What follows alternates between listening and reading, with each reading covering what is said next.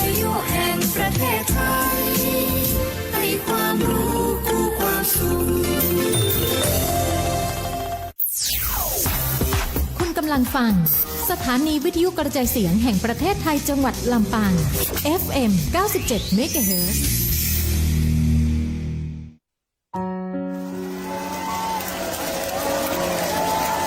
เสียงที่เปล่งจากหัวใจของพระสงฆ์นิกรชาวไทยที่มีแด่พระผู้ทรงเป็นดั่งศูนย์รวมจิตใจเป็นเสาหลักให้กับชาติบ้านเมืองมาทุกกาลสมัยพระมหากษัตริย์ไทยทรงบำเพ็ญพระราชกรณียกิจนานับประการนำพาประเทศชาติให้อยู่รอดปลอดภัยจากวิกฤตการณ์ต่างๆเพื่อให้พระสงฆ์นิกรของพระองค์ได้อยู่เย็นเป็นสุขเราคนไทยจึงควรร่วมกันถวายความรักแสดงออกถึงความจงรักภักดีและรักษาไว้ซึ่งสถาบันพระมหากษัตริย์ด้วยความภาคภูมิใจในความเป็นไทยโดยสำนักงานประชาสัมพันธ์ที่ 3 กรมประชาสัมพันธ์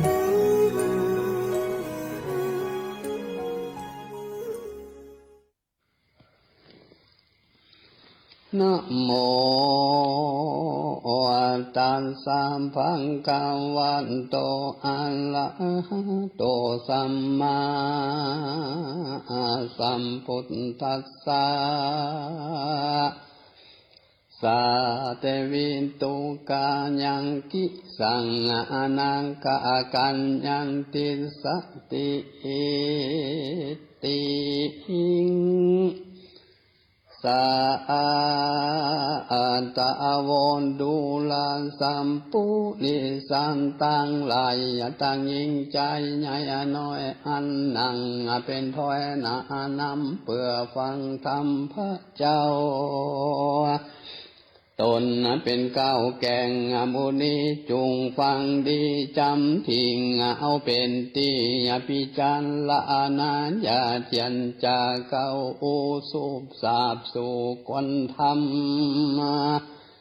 จังเป็นกรรมตัวถอยติดจองเอาหอยตัวไปเฮาจักไข่บอกเราตามอาจารย์เจ้านำมังสันทาน้อยอันใหญ่หูแจ้งไข่ตามมีบันนี้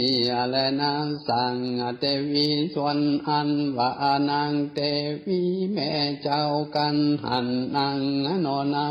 อานันทามีการ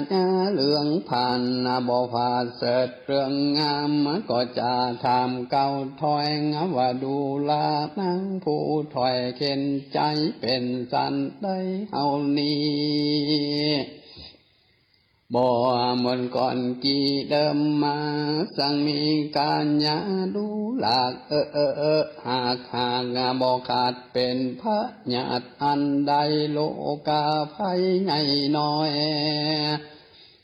มังจองหอยเบียนพี่หรือเกิงขี่กันอย่างตุกละมาบากสั่งจะจุงไข่จะก้าวจริงหัวที่ตามลายแดดตีนันนังนอนเอาผู้อาณาทางก็ย่อมือสาขาไว้บ่องแม่ทายเตวิงว่าคาตุกที่แต่เล่าบ่มีใจหนูมาเนาคนใด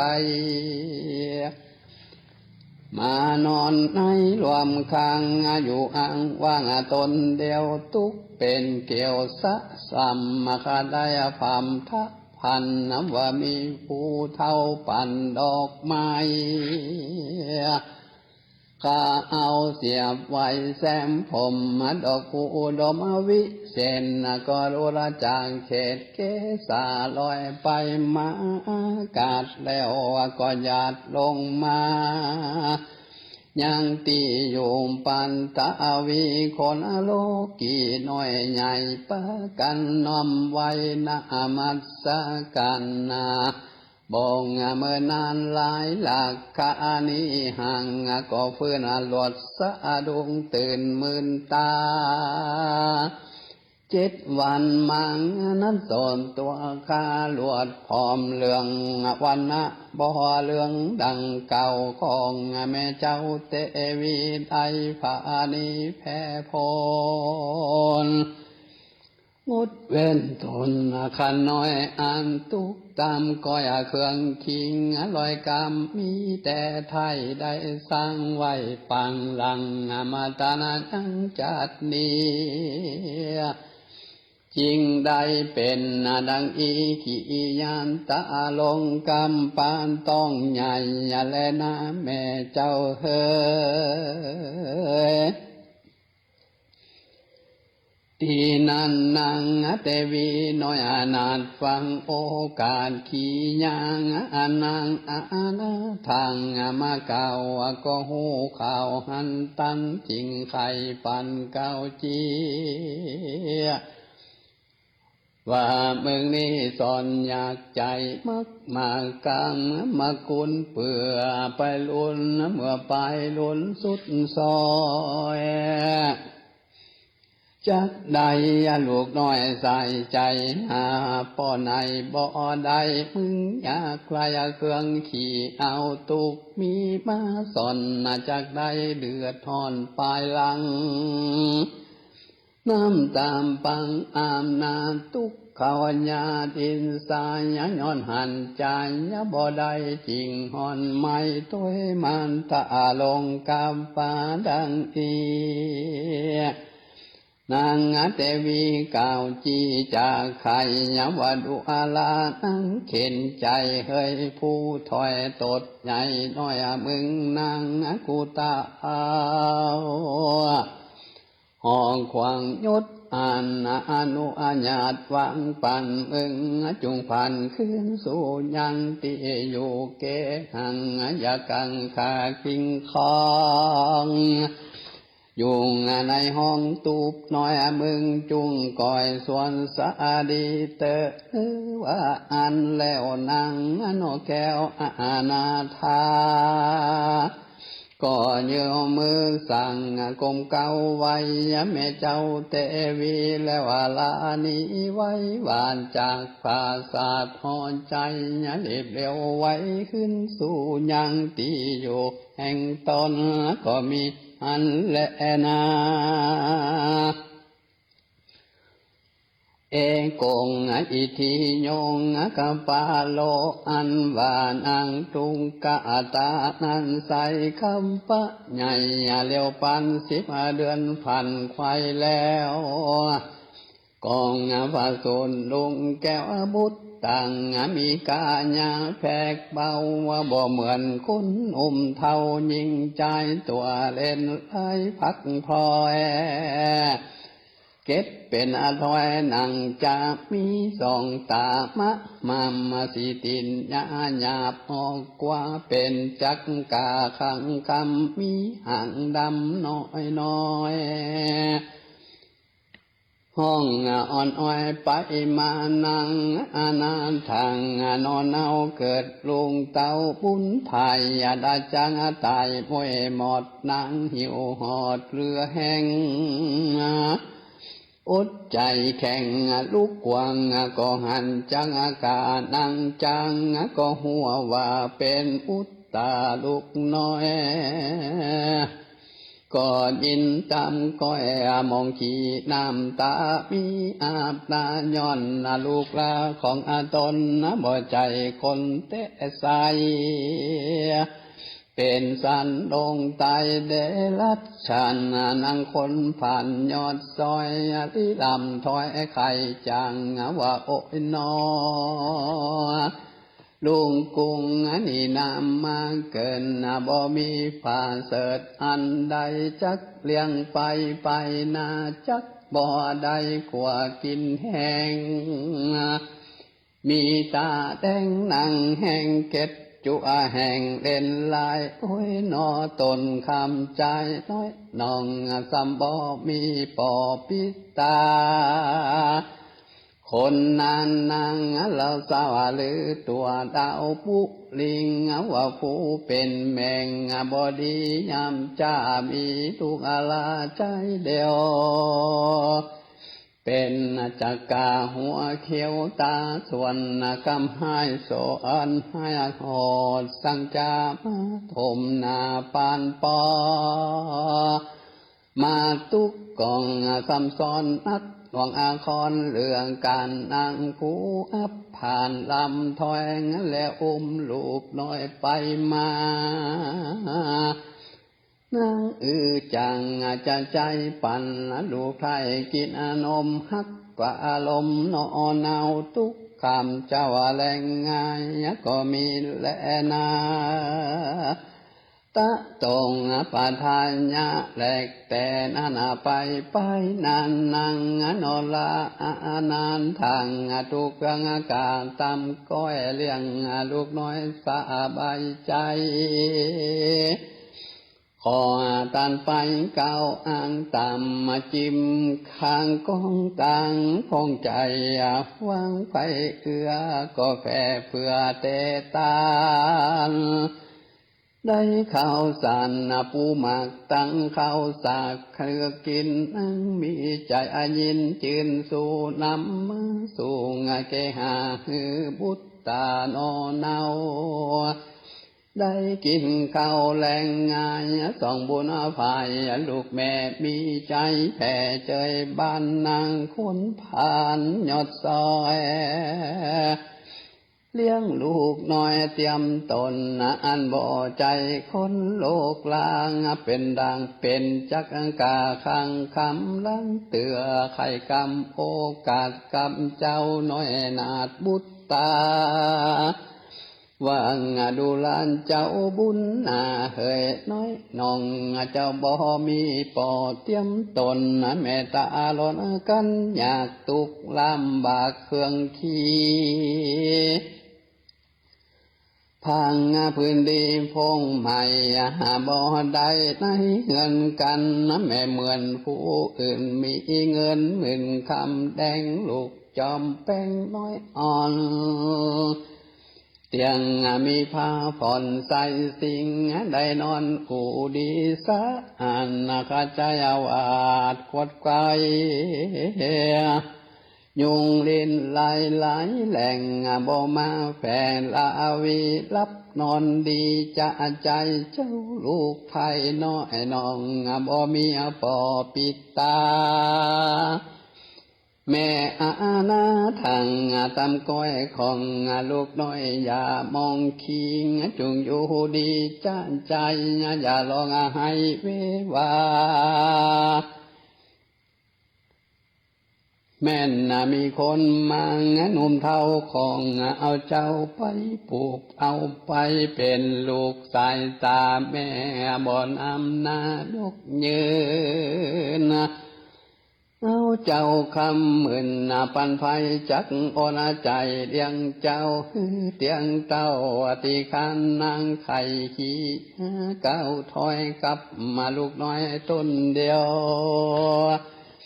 อันมิงหัวเขียวเก็ดทิ้งแล้วกาวจีปันไม้ใส่ชื่อคำใจลุงลังว่าเจ้าสุวรรณกรรมผ้าคังคำก็มีหันและนา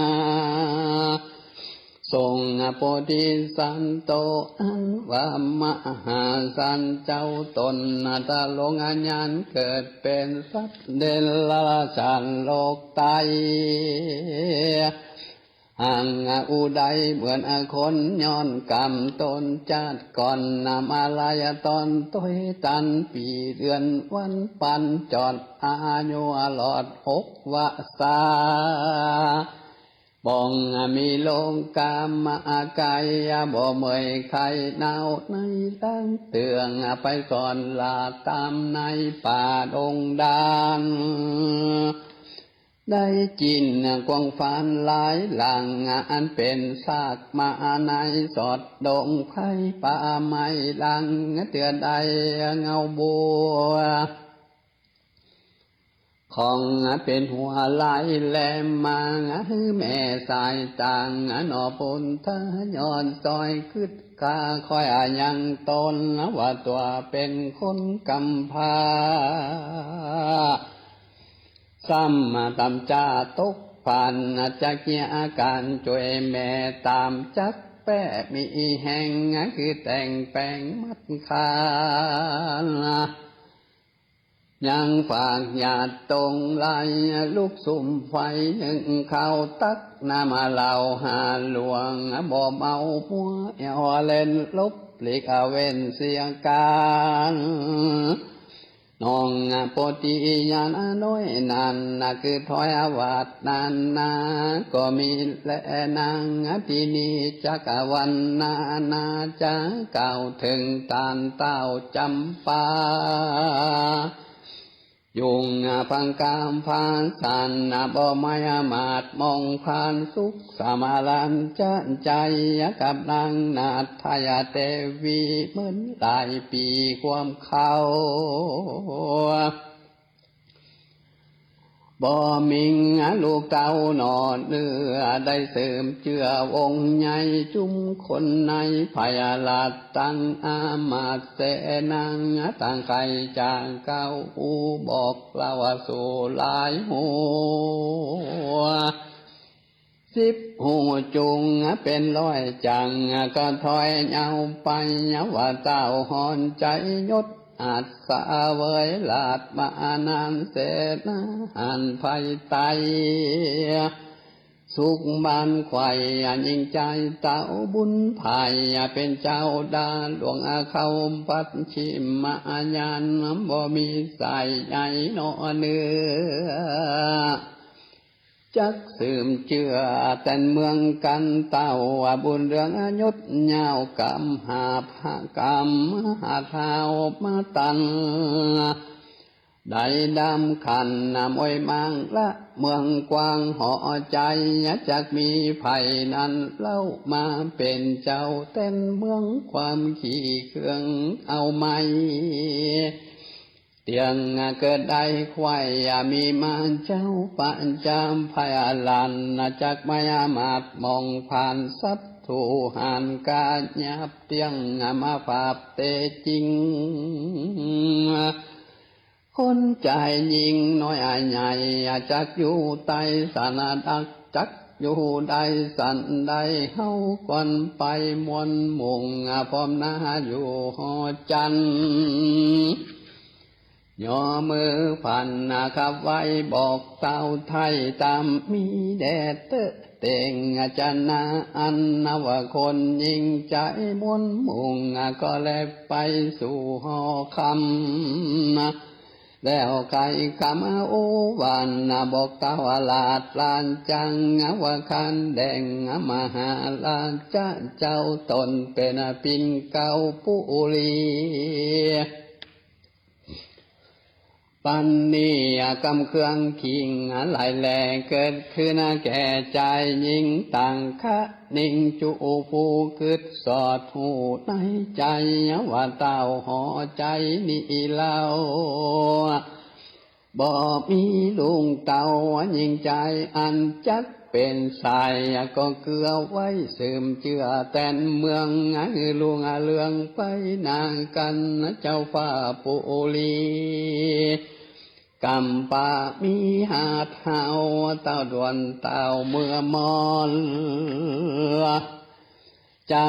นครน้อยใหญ่จักเลือดดอนควายอาณาจักมีไผ่จะเป็นแก่นนำนั่งแต่นเมืองลุงเลืองบ่พรตั้งแต่ก่อนเดิมมังเพียงลอยถ้าเป่าว่างเห็นบ่มีเจ้าจังหอนใจดังกำไก่แต่ไทย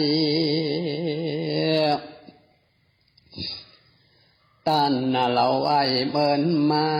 ว่าเมืองใดใหญ่กว้างบ่มีเจ้าจางสะเวยสิ่งโยธามีมังเต้าบ่มีก้าวลีปนเกินเป็นคนหนึ่งจัดปล่อยว่าขาดตังบุญตันว่าสุนเป่าจอยบ่ได้หอยตุ้ยไปโบราณไข่เก่าแก่หากมีแต่ตามกรรมขอองค์คำตาวลาดยศองค์อาจหรือเจ้าพังธนาคือใดเอาลูกไว้แต่เมืองแดดว่าอันตีนันเต้าจำปายศ อาจฟังโอกาสตุนสาแห่งเสนานุมาเท่าอังมาเก่าเจ้าเมืองตนบุญเรืองเจ้าฟ้าก็กล่าวว่าใครปันว่าเฮาคึดอันแจ้งทีดังสุจีขีญาจักพังตานาคือได้เอาลูกวายยิงจายกันบุญลายจัดก่อนมาไต่ตอนตัวตันบ่งไฟฟันเดกาลีบุญจัดนี้ได้สร้างบ่อห่างล่างนีหายเตียงสมไม้ไฟห้อยบ่งกัดก้อยไก่กาเจ้าจำปางเก่าแล้วอังมันแก้วเตรียมใจเสนาในบนองค์ปัจจาลารายุงไล่ลามมีใจงามจืนยาวโหลองเศร้ายินดีอันจุลีโกมาเก่าลังตาเจ้าคือนาสูยังตีอยู่ภัยมันก็มีหันและนา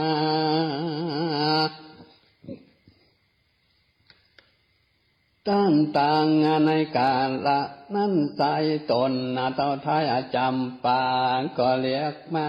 บ่จาจางนางนอลาเทวีไขวาตีบอกเราวังดูลานอเนาเฮยปุณนาปัตนีนามพยาลาตังอามาตคนในเขาปีใจบ่แล้วเหตุนางแก้วจะญาบ่มีบุตรตาน้อยน้องมาสืบต่อแต่นเมืองขอนางอุ่นเรื่องน้อยนานใดอัมพิอวาดตามรสการของวนวานขับไว้ยังเต็มมาปะไตกุติสั่งขอบุญตาลอเนาสืบเจือเงาวงใหญ่คนในไฟน้อยหายตำก้อยมองผ่านได้เจยปันจืนยาววสุวาควายแผ่นเต้าปุลีนางเทวีน้อยอนาถฟังเต้าลาดไขจาก็นำมาบุพังดอกไม้ใส่ขันไว้เจียงคันพร้อมจุพระกันบ่ขาดป้อมพระอามาตย์กองทำย่อมือตามกลมเก่าไว้ซึ่งเจ้าเต็งว่าดาวว่าสุนันตัวพลตนเต็งว่าสังฆาโยฟังดูลานเต็งว่าดานตั้งหลายเคยมุนหมู่อันสันติดายุงกูปีมันขอบันดังหือคานใดลูกละเป็นอยิงแดดเตเอเทกังเทวติดาในการละนั้นใสยังมีนางนานไทยเต็งวดาอยู่ตาวะติงสาจันฟ้าวิบางกาต่อจนหันเครื่องควานตนมนเศร้านั่งนอนเนาสันทิงบ่มีอติสงสัยว่าจักใดกะไกผักห้องจังเตต้องเมื่อบนจริงกันใจตนก้อยการจากภาษาเมืองสวรรค์แล้วภายฟันมันสู่ยังที่อยู่เมืองคน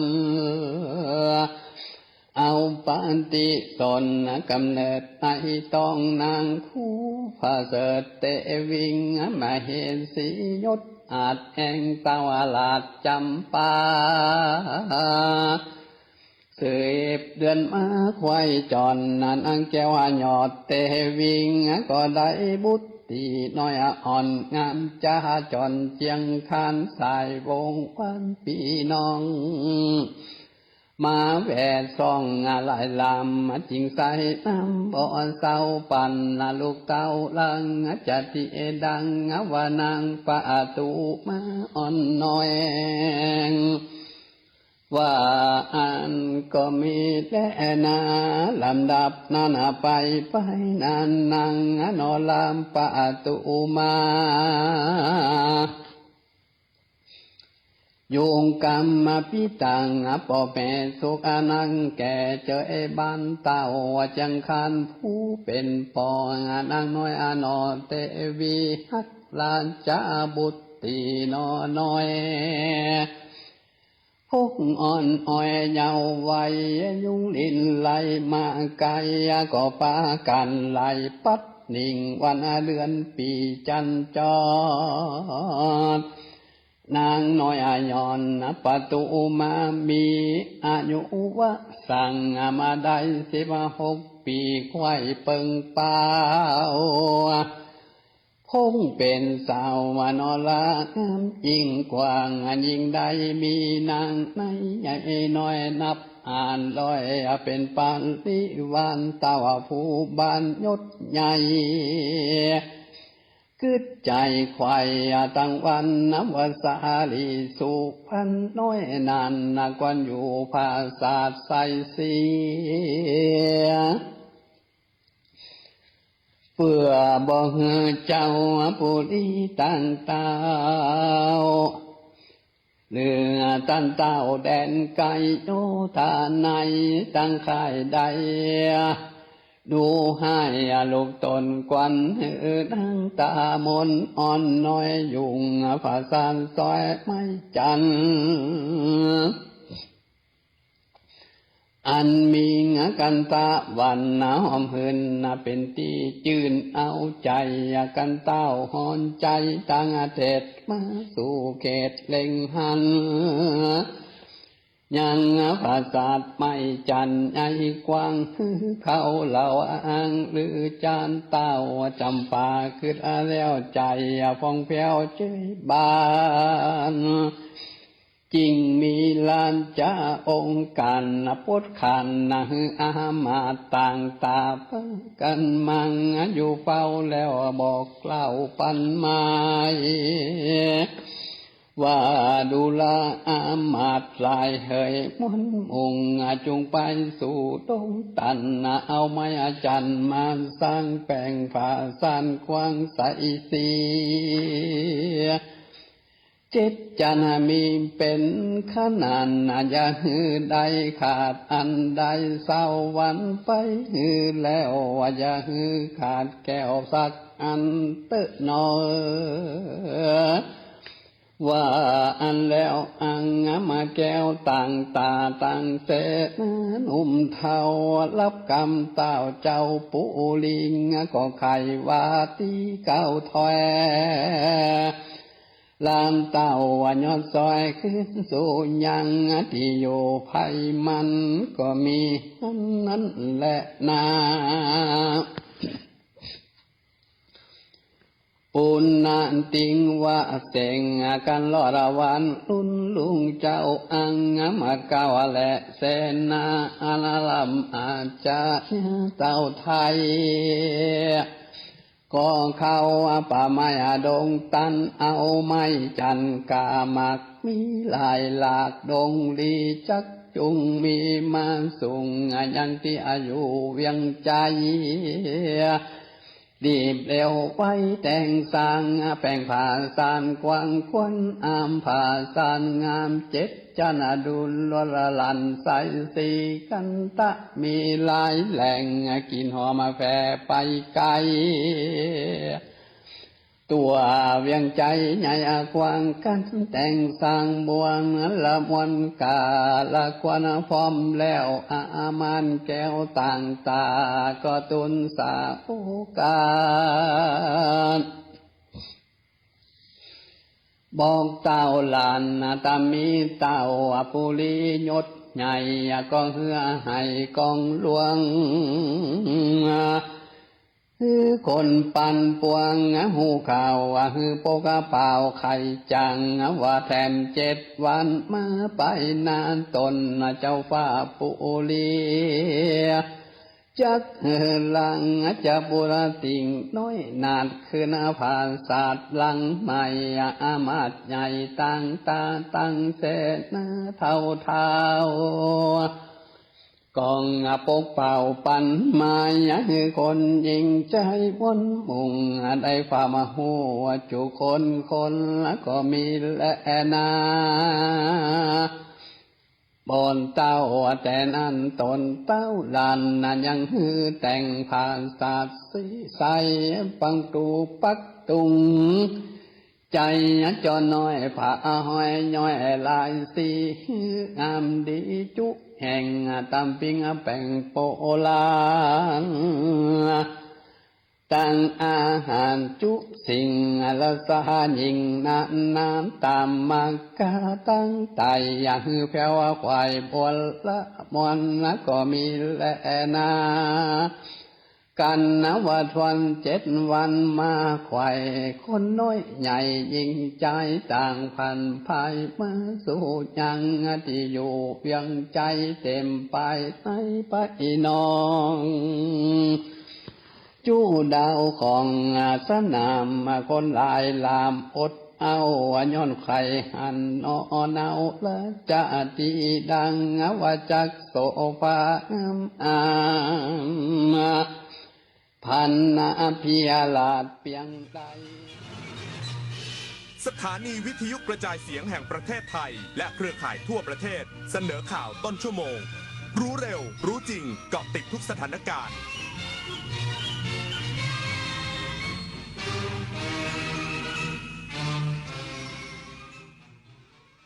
รับฟังข่าวต้นชั่วโมง 21 นาฬิกากับยุทธพร บานเย็นครับกรุงเทพมหานครจัดระเบียบวินรถจักรยานยนต์สาธารณะบนทางเท้าเพื่อคืนทางเท้าให้กับประชาชนอีกสักครู่กลับมาติดตามรายละเอียดครับ รู้ไหมว่าโรคพิษสุนัขบ้าติดต่อสู่คนได้และหากแสดงอาการแล้วไม่มีโอกาสรอดถูกสุนัขหรือแมวกัดข่วนหรือแม้แต่เลียบาดแผลอย่ารอช้ารีบล้างแผลด้วยน้ำและสบู่ให้สะอาดแล้วไปพบแพทย์ทันทีเพื่อรับวัคซีนป้องกันจำไว้วัคซีนช่วยชีวิตได้โรคพิษสุนัขบ้าป้องกันได้ถ้ารู้ทันและไม่ประมาทอย่าชะล่าใจถูกกัดถูกข่วนถูกเลียบาดแผลรีบฉีดวัคซีนทันทีถนนดนตรีไลฟ์เดือนกรกฎาคมพบกับศิลปินนอนเปลผู้เฮกล่อมความฝันด้วยบทเพลงปลูกใจจุ้ยสุบุญเลี้ยงพร้อมวงทมนเด็กๆจากโรงเรียนเล็กในทุ่งกว้างบุรีรัมย์วันพุธที่30 กรกฎาคม 2500